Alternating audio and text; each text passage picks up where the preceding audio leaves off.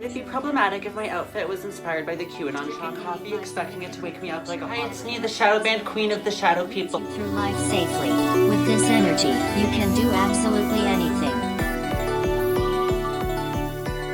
Yo, I'm Anthony Herrera, and today I'm here with Sasha Ferentzy. Horrible luxury, all one word on TikTok, bad influencer. Can we get a hello from Canada? Hi. Saying hi from Toronto. It's nice to stay here. I'm here in Seattle. I'm like half an hour outside the city.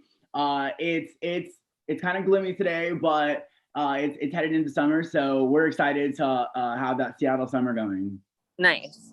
Right. Okay. So I was scrolling on TikTok and I came upon a video of you. I think you were in your bed and you were just literally the funniest woman I have ever heard on TikTok. Like I cannot even comprehend the comedy goals.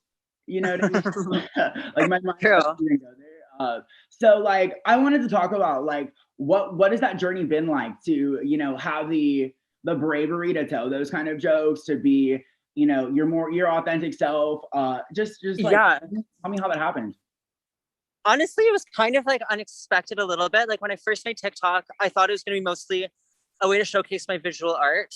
But then I'd seen some other people sort of tell stories about their lives, and I decided to tell one, and it did really well on TikTok. So then after that, I just kept kind of like either telling stories or telling jokes that were sort of relevant to the stories that I've been telling, and they really sort of took off. And it happened so fast. I went from like having less than 10,000 followers to having almost 40,000 in like less than a month or 2 months or something. Yeah, it was pretty crazy. Yeah, I've seen the growth, and you know, I think in my opinion, it's well deserved quality content. I think that you know, you definitely make a sound that a lot of people don't hear. Yeah, for sure. You know, so you know, this is kind of a tangent, but do you talk about your transition online? A little bit, I guess, here and there, but I try not to focus too much on that because I feel like there's already so many trans creators who really that is the focus of their content, and I'd rather sort of just, you know, not maybe make that the focus of mine so much. Okay. So, you know, that kind of leads me into my next question. You do, in my eyes, represent a trans woman very well. You're strong. Yeah, for sure. You have positive feminine energy. You encapsulate what I hope for trans women here in the States, just to be able to present themselves however they'd like, and yeah, for you know, sure. not feel as though that their trans identity has to be a focal point of their art or their content. So where do you find inspiration for your TikTok, for your jokes, for, you know, your videos? I mean, for sure, there's a lot of creators from Toronto that are also like in my industry who mostly on YouTube though. I never actually saw any on TikTok, but they were like telling stories on YouTube. There's one named Sagittarius Shoddy who's pretty well known.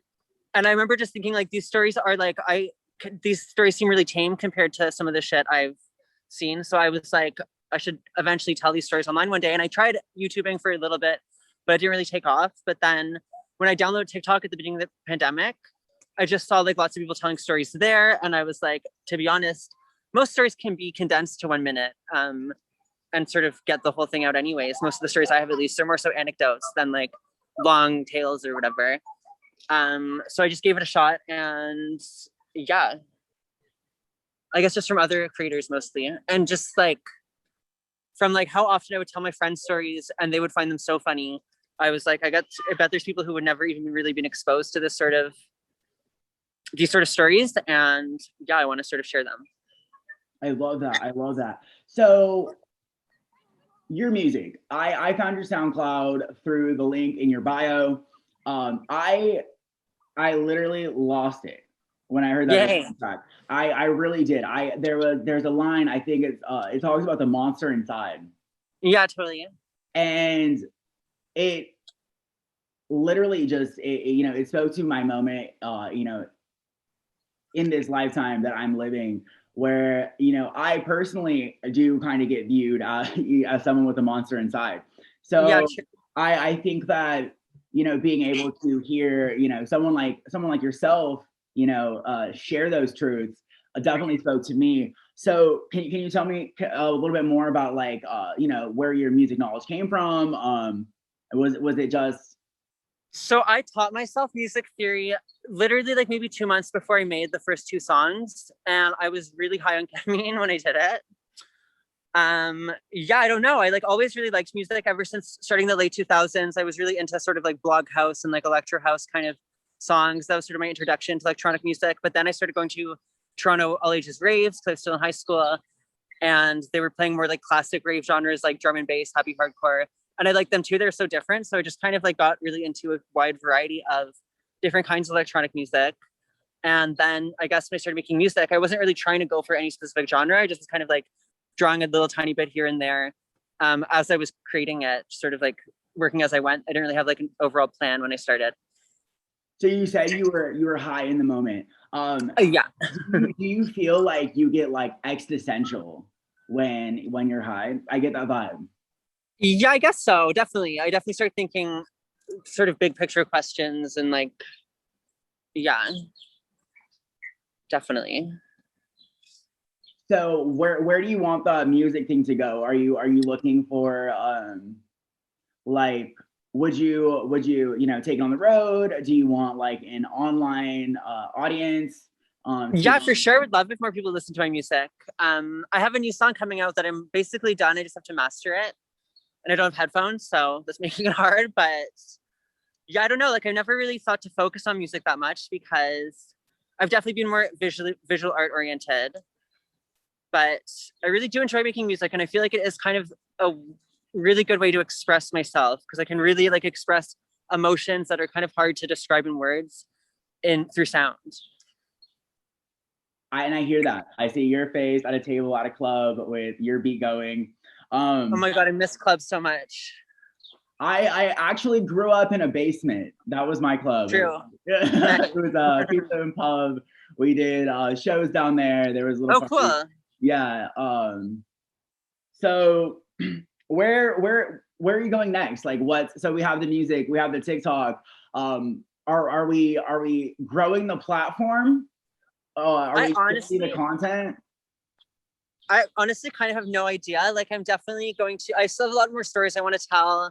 I'm going to start working again soon because I haven't been over the pandemic. So I figure when I do that, I'll be building more stories that I can tell. And also hopefully I'll be able to find like a good sort of routine when I do start working where I can set aside time every week to work on visual art and work on music. And just like kind of want to keep creating more and see where it goes. I don't really have like much of a plan, or like honestly it's really hard for me to even visualize the future. Like I have no idea what's coming next, but I kind of like that. I kind of like that it's so open, and yeah. I live for that. We love you. I'm sure